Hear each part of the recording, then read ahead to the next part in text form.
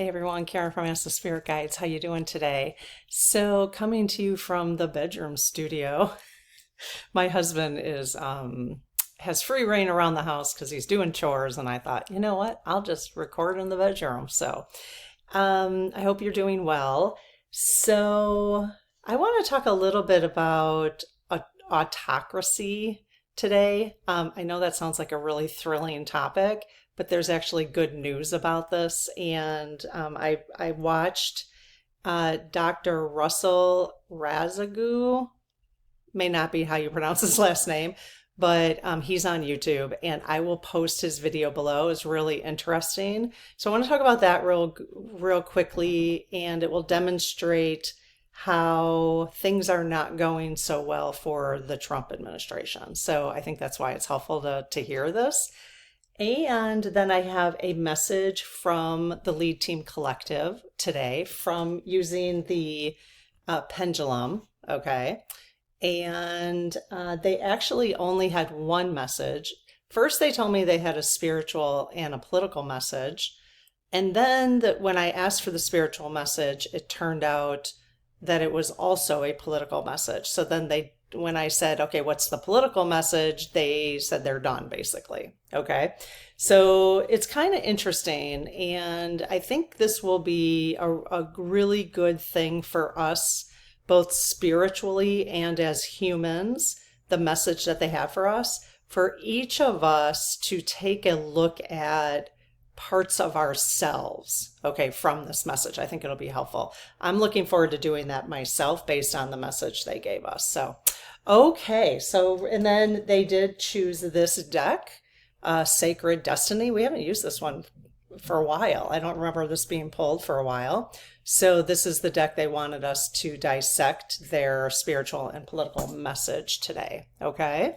Okay. So autocracy, autocracy. So I actually had this spelled wrong. Okay. AUTOCRACY. Okay. Autocracy. Okay. So basically, autocracy is a system of government by one person with absolute power. Okay, so I know the word authoritarianism is thrown out there, fascism, but I've heard autocracy. But when I listened to Dr. Russell, I thought I need to look that up. Like, what exactly is it? Okay, so I think, and it's very interesting because he's confirming once again, from a research and professional, he has a professional opinion about this, but it's based on research, okay? That is exactly what the Trump administration is trying to do, is to become an autocracy, okay? So a system of government by one person with absolute power. Okay, so he talked about 3 pillars, and I'm not going to spend too much time on this. You can obviously watch his video if you want more information, but there's basically 3 pillars that need to exist and remain in place in order for an autocracy to continue. Okay, and you're going to see really quickly how the 3 of them is actually not, they're trying to get it to exist, but it's not remaining in place. So that is a really good sign and really hopeful information for us, I think. So I was appreciative of his video to give this education to me so that I could start to put some of the stuff that Trump and his goonies, allegedly and for entertainment purposes only, but that's how they're acting, in my opinion, only. So this is basically what they're trying to do. Okay. So the first thing is the first thing an autocracy will try to do is suppress the population so that it is afraid to protest. Okay. So what happened on Saturday and what's been happening slowly and building and building and building, they are going to they have to have realized at this point that this is not going to be manageable for them. This is what Dr. Russell talked about, that obviously we as a nation are not afraid to protest. Okay. And even though, okay, so I know I've talked about the 3.5% rule, that once 3.5% of the population is protesting or standing up, okay, then an autocracy has never in the history been able to maintain itself. Okay, so that's really cool. Now the thing is even though they're estimating, well, he said there's a actually high end estimate for last Saturday of 13 million. So I don't know how they're actually counting this. Like, how are they doing that? How can you actually count? It's not like they're sitting there with clickers or anything. I don't know. I don't know how they're estimating that. So if anybody knows, you can put in the comments of how they're getting that information. But it's not only people protesting, it's people doing other things. So if you haven't been able to attend a protest, but you've been writing letters and calling and, doing what we're doing here, just having these conversations, then 13 million people, I think they're going to get the hint that this is not going to happen for them. So pretty cool, huh? I think it's easy. I think we easily have 13 million people who are, I think 13 million. I don't know, 3.5% of the population. He felt we were really close or well over that. Sorry for shaking you. You're resting on pillows as always. So, okay. So the second pillar is that the military complies. Okay. And I was actually really happy to hear him say, because I had heard somebody else say this earlier about Saturday's parade. And it looked that way to me when I watched the parade. I actually had this thought myself before I heard somebody else say it. Now, Dr. Russell said the same thing, is that the military, what it appeared to him, he doesn't have any proof of, actually he said he did have proof that he had gotten some, let me see, I wrote this down. So the military, basically what he said is the military hasn't been fully put to the test yet. Okay. So the Marines in LA, so even though I don't even know, did they actually show up? I don't even know. I wasn't watching that far into it. But even if they showed up, the Constitution makes it illegal for them to act as law enforcement. So my understanding from listening to Dr. Russell is they didn't act as law enforcement. Okay. So that's what Trump wanted them to do, is act as law enforcement. Well, they're not actually allowed to do that. So under the Constitution or under their oath. Okay. So, and then with the parade, he actually said, and this is exactly what I thought when I saw, when you compare pictures of North Korea parade, let's just say, when they're high marching and they're like, so they're like robots basically. Okay. And when I first heard of the parade, I was feeling that that's how they were hoping it was going to look here. And I don't know. I've just been having a really hard time struggling with this idea of us having a parade that would look like that. Okay. So that's one of the reasons why I didn't watch the parade live, because I didn't want to give him numbers of watching it live. So we just watched it, I don't know, later that evening, just like 15 minutes of it, like kind of, fast forwarding. But the minute I saw that many of the troops, when they were just kind of schlumping along. They really weren't, some of them were in step. But a lot of them, especially when they got to the army uniforms, the ones that were in the traditional army uniforms, the ones I wear today, not part of the act, that they kind of put on a slide, like a historical, which was kind of cool. I mean, they put on this historical, show, Revolutionary War, Civil War, like that kind of stuff. And some people were in different outfits. I would say the people who were in the different outfits marched in step more than the army when they were in their current uniforms. I don't know if you've seen it and whether you agree with that or not. But I mean, I thought to myself, oh, this is what it is? Like, it's not like, I mean, they were literally just walking. Like, they weren't trying to stay in step or anything like that. And darn well they know how to do that. That's like what they're trained to do, just it's probably a discipline thing. And, anyway, so he did say, insiders said the military performed with slack on purpose to ridicule Trump. The military performed on slack. So It's called malicious compliance. Malicious compliance.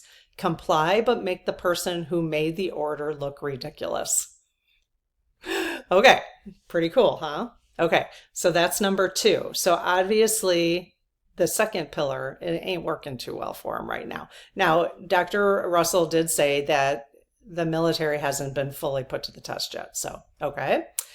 Then the third is the ability, you're going to see this one right away, this is probably the first and the third one, I've already completely fallen apart for them. So the third is the ability for the administration to stay united and avoid any fractures. Actually, not just the administration, but the support group. Okay. So you can see all these different fractures that are happening right now, right?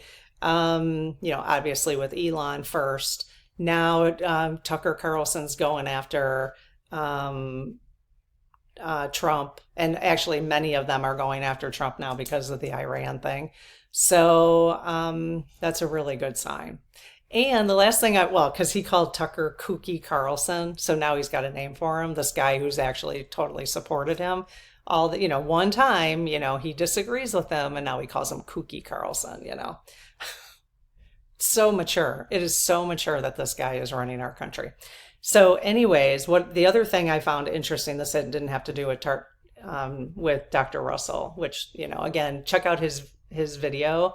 But these are my notes, and that's all I had for that. But Tucker, what's really interesting about Tucker Carlson is that I have a couple points to make. One about Tucker that I've learned recently, and one about Stephen Miller. So Tucker basically, I don't know if I didn't know until last night because I heard somebody tell me this, that there was a lawsuit against him for defamation. Okay. His lawyer's argument was that if everybody who listens to Tucker knows that he doesn't tell the truth. That was the argument that his lawyers made. And I believe, I don't know if he completely won it or whatever, but that was the argument, is that, well, anyone who watches him knows that it's just entertainment. He's not telling the truth, I'm like, no, people don't know that. And he does act like he knows exactly what he's talking about. So anyways, that's interesting, right? So in a lawsuit, they admitted he doesn't tell the truth, but people in the general population don't know that. So very interesting. And then I did hear, I'll put this video down below too. I thought it was this young woman. I was impressed with her, but she was talking about Stephen Miller. And basically, it kind of made me wonder, and this is allegedly in entertainment purposes, as it all is, but because it kind of made me wonder about Stephen Miller a little bit and what's happening with Israel and Iran. Because first of all, I don't know much. I didn't know anything about him until now I'm hearing some things, but besides the fact that he seems pretty evil or whatever. But that he's Jewish. His great grandfather came to the United States, under asylum. So what he's doing is he wants to take away asylum for people who needed the same kind of thing that his great grandfather needed. So I find that very interesting. And it makes me wonder how much of a role, this is the allegedly, and I'm just speculating, how much of a role he is playing when it comes to this Iran situation, being that he is from Jewish descent. And so what experience did his family have that he's holding a grudge against? I don't know. Again, I'm speculating. I don't know. But that's the first thing I thought of when I heard that yesterday. So if there's this young woman who did a very good job, I think the letter it said open letter. Her email said her video said open letter to Stephen Miller or something. It was really good. She went after him. It was pretty good, in an appropriate way. So. Okay, so I'm roasting in here. I turned the fan off. I had the light on, but I turned the fan off so that you guys didn't have to watch that blade, but I got to turn it on, so, because I'm starting to sweat. Okay, so here is the message. Again, for those who are new, welcome. Thank you for being here. This is a channel where, I'm just facilitating conversation of things that I'm kind of aware of, things I'm interested in on the political end, kind of helping us as a community, all of us. You guys have been so gracious and helping me get through this time, allowing me to share some things. And then you guys have such amazing comments.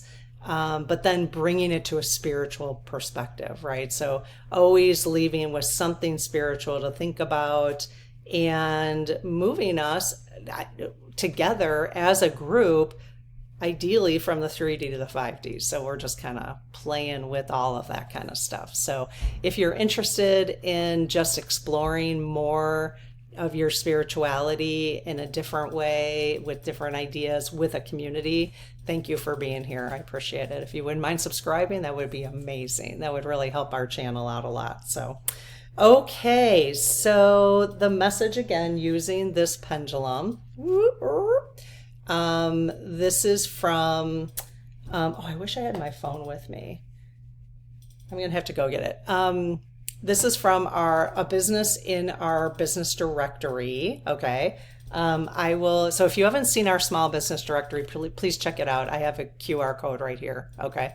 But I just got hang on. I want to go get my phone real quick.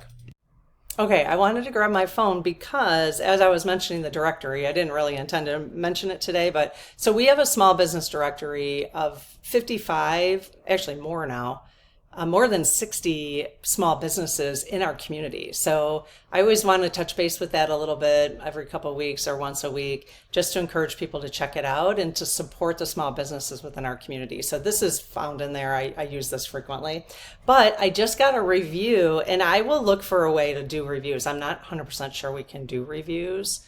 We can do a chat. We can probably do comments in the directory, but anyway, so Peg 33606 or 3706. Thank you for leaving this comment. I just happened to see it. We get so many comments and I see probably 10 to 20 a day. So the fact that I saw this is awesome. So she said, he or she said, "Hi Karen, I'm not sure if you have a review for your business directory, but I'd like to give a shout out to Brenda at Crystal Serenity." Yay, Brenda. "I love the clear crystal pendant I bought from her. It is beautiful. Her packaging is pretty enough to send directly as a gift to someone. Thank you, Karen, for the idea and creation of this perfect directory. I'm starting to Christmas shop." How awesome, Peg C 3706. Thank you so much for supporting the businesses in our community. That is so amazing. So again, you guys, the link is in the description below if you want to check it out. Okay.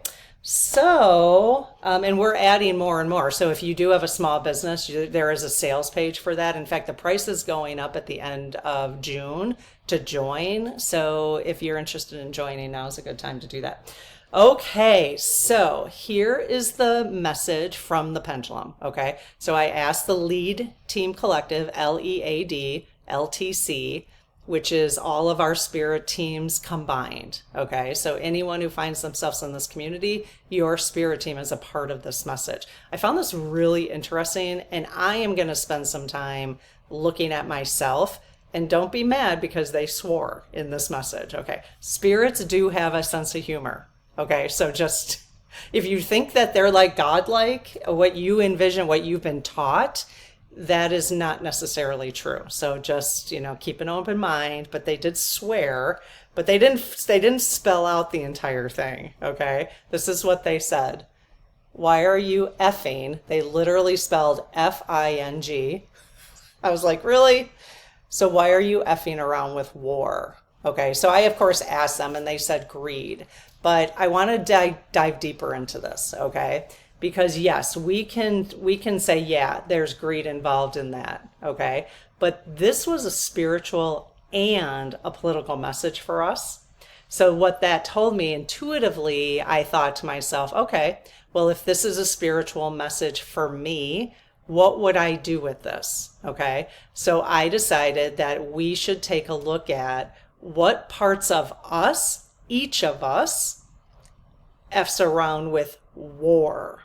Okay. So, when you think of war, right, what do you think of? It's disagreement, inappropriately handling disagreements, leading with anger, manipulation, greed. It's all of these things, right? So, as much as you might not want to think about that in yourself, everything that happens in your existence is a reflection of you. It's a reflection of something that does occur in you. So even though we can be critical of those who go to actual war or decide on that, the question is, what part of us also has some of those traits? Okay. And this is where I'm going to take it. You don't have to take it here. Okay. But if this is coming from our spirit guides and I've asked them for a message, I'm going to honor that message and thank you guys for the message. I really appreciate it because obviously they want us to think about it for some reason. Okay. So I did ask my friendly AI. I was going to start calling her Mabel. Somebody had given me another name and I thought it was cute. I can't remember what it was now, but Mabel is the name of my great-grandmother, one of my great-grandmothers. And I've never met her. And I've always been, I don't know, I feel like I really know her. And it's just from seeing a picture and the name Mabel. How cute, Mabel. So anyways, my AI, I'm going to start calling my AI Mabel. So Mabel, I asked Mabel, I asked like what kind of human qualities makes here, let me just tell you exactly what I asked. What are all the human qualities that makes humans mess around with war? Okay, probably not, maybe not the best question. I just did it really fast. So let me just see what Mabel has to say. Okay, so human beings have a complex mix of qualities, both innate and learned. So the innate part and the learned part. So maybe that's how we're going to look. I'm going to look at this is what part of this is innate in me as a human being and what part of this has been learned. And the learned part is going to be different for everybody, obviously, right? That contribute to their propensity for war and conflict. Okay, so you could even say, why are you effing around with conflict? Okay, that's another way you could say that if war is it's too extreme. Okay, some of these qualities are biological, rooted in evolution, while others are psychological, social, or cultural. Here are some key factors that drive humans towards war. So evolutionary and biological factors. Okay, so we have tribalism and in-group, out-of-group bias. So I'm going to write this in my journal and I'm going to take a look at what part of me is leading to a strong us versus them mentality. Where do I have that in me? The us versus them mentality. And I know all of us here want to, I'm guessing because we're really working on our spirituality and have been for a long time. Not everybody, but, at least been aware of it. We're probably a little bit more active now, thanks to Trump. Thanks, Trump. Well, at least some of us. But I think if there are things that are innate in us, it's something that we're always going to have to be aware of. So it's never, I don't think you can ever say, yeah, I'm 100% not like that. You know what I mean? So just however this resonates with you, just try to keep an open mind and take another look at yourself to see, even at whatever level of spirituality you're at, where might you need some more adjustments. Okay, so not a right or wrong thing, just some awareness, more awareness. Remember, we're looking for new perspectives because new perspectives are miracles. That's your miracle in life, right?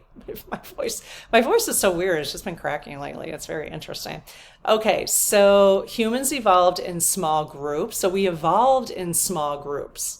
Okay, leading to a strong us versus them mentality, making it easier to dehumanize outsiders. Okay, so take a look at your history, maybe even like your ancestral line. Where did you evolve in small groups and made it easier for us versus them? Because when we move from the 3D to the 5D, the us versus them has got to disintegrate.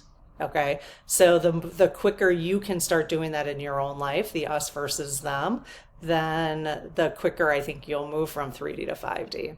Okay, aggression as a survival trait, competitive instincts for resources, territory, and mates can escalate into organized violence. Okay.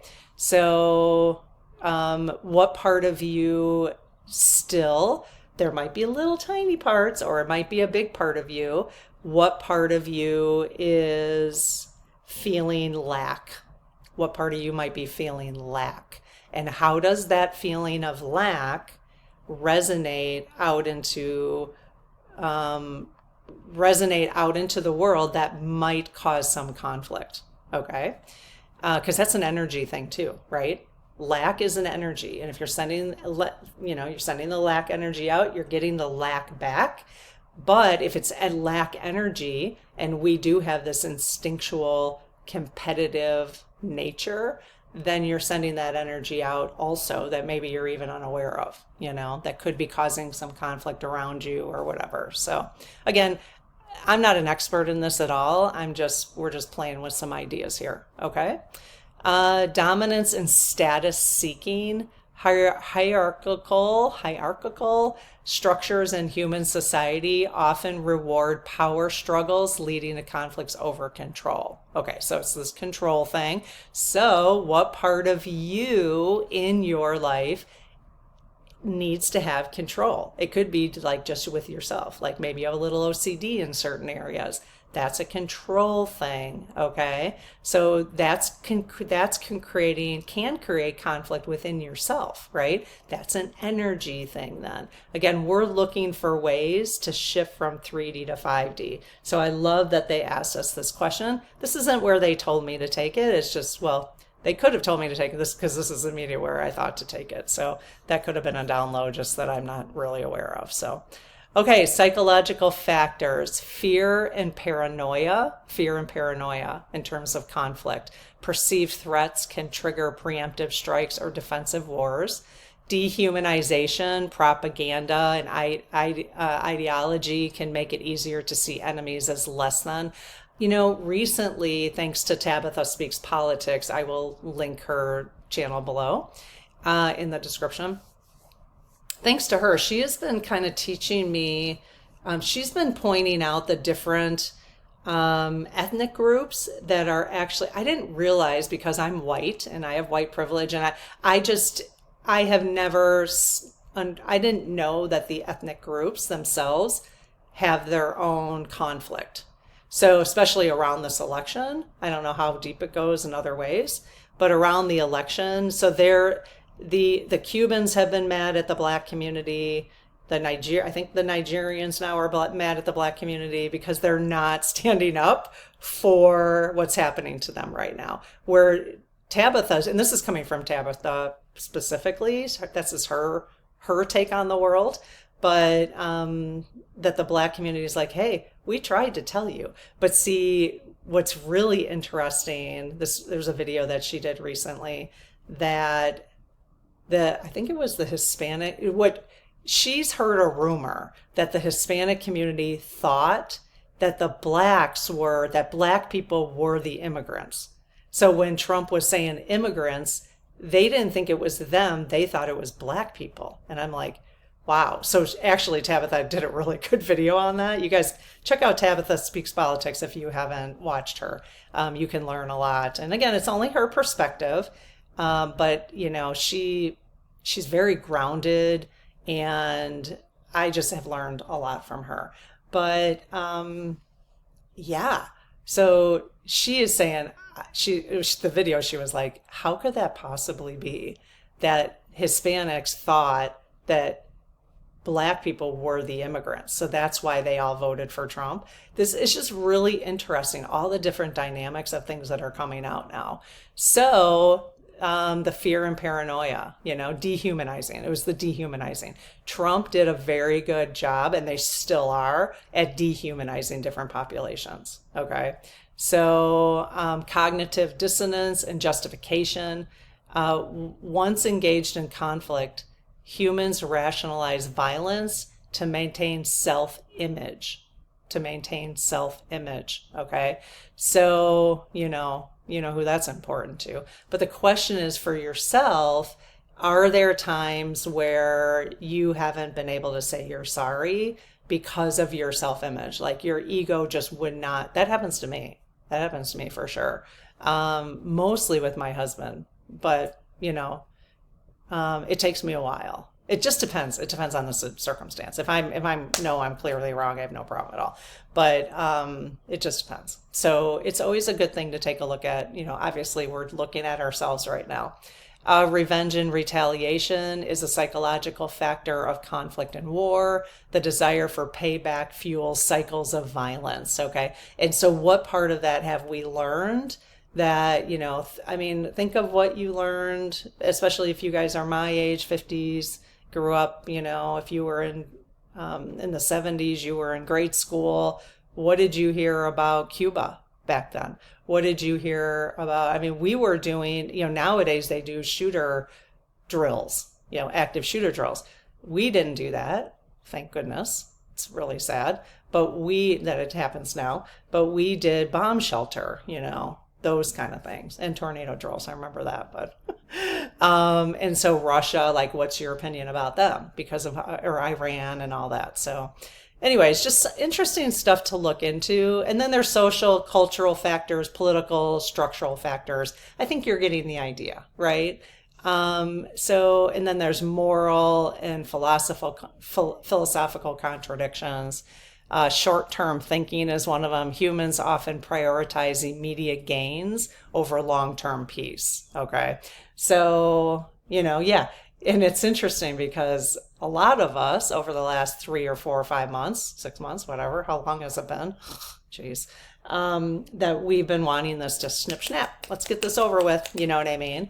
And maybe we don't need let's let this thing play out a little bit, because not let it get too far, obviously, but we need to let it play out so that maybe we can have long-term peace if we let some of this stuff play out. I don't know. I don't know the future. I'm not predicting anything. But you just never know why some of this stuff is happening. So the question I have for you is, what's one thing that I've talked about? Or maybe you can AI it yourself. Go ask your Mabel what area, so that you could take a full look at a list and maybe pick one thing that you could take a look at within yourself that answers this question. So what's one thing? And if you could leave a comment, that'd be amazing. I'd love to hear from you. And let's just be honest about it. It's okay. I'm always admitting all of us have things we have to work on, and always will. Okay. So what's one thing that you would say why you are effing around with conflict inside of you? What is it? And it doesn't even have, again, it doesn't have to be the conflict that our administration's going after, but it could be the conflict with them. You know what I mean? So however you want to look at it. Okay, let's take a look and see. They've got another message for us. All right. Okay. So I just, when I get the pendulum out, and I just never know what I'm going to hear and where this is going to go, which is why I find it's fun. I find that really interesting. If I just got the same thing over and over again, I'm not a really good repeat kind of person. Maybe you disagree with that after you hear me talk. I guess it's more when I get things repeated at me, but you're probably like, Karen, you repeat stuff all the time. Isn't that funny? Okay. So I close my aura to all but my higher self, the God consciousness, my guides, guardians, and the lead team collective. I just wanted to show you some of these cards. They're amazing. The lead team collective and only those of the highest and purest light.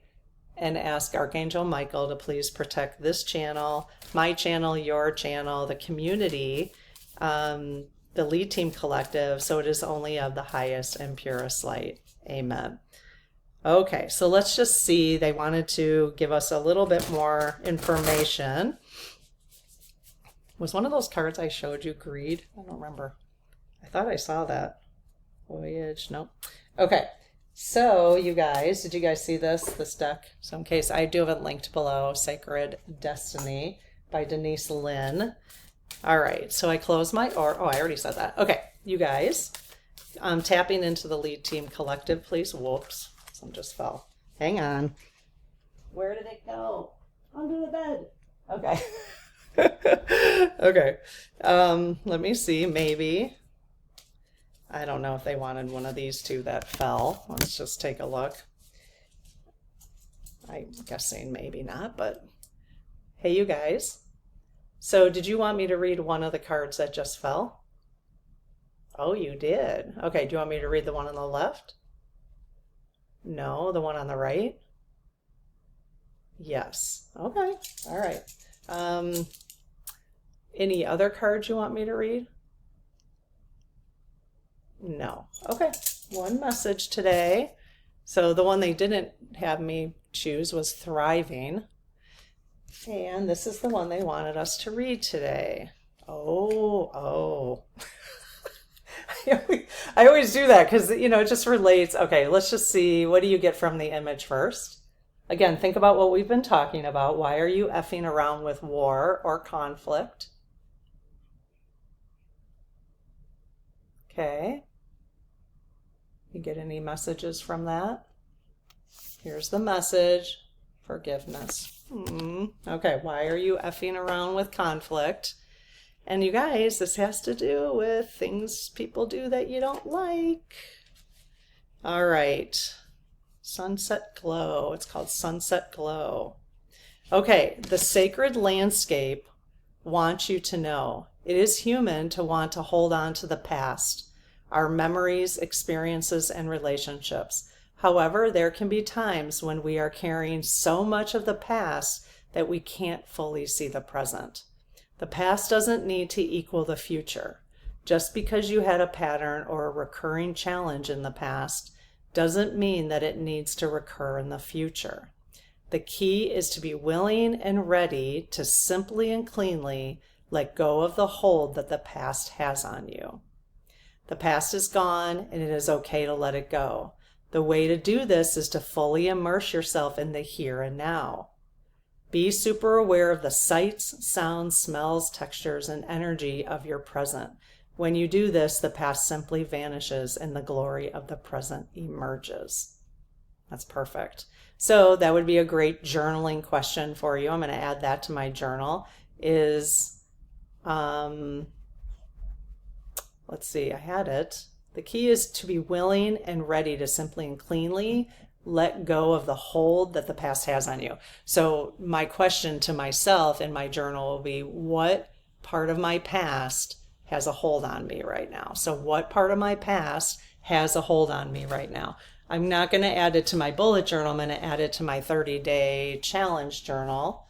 So this is my bullet journal. I don't have my 30-day challenge journal in here. So we have a link below if you want to check it out. But so yeah, what part of your past has a hold on you right now? And the thing is, I think the really good thing about shadow work is sometimes we don't know what that is. Sometimes we don't even realize that something does have a hold on us until we start doing shadow work. Okay. So there's a whole, so you can do shadow work on your own. You can do it with therapists. There's workbooks. We have a whole series in the Spirit Circle, which is the membership which will always be in there whenever you want to come in and maybe spend a month and go through that. So it actually take a couple months if you want to do it kindly to yourself. So, okay, you guys, well, I hope this was helpful and I will see you in the next video. Okay, take care. Bye-bye.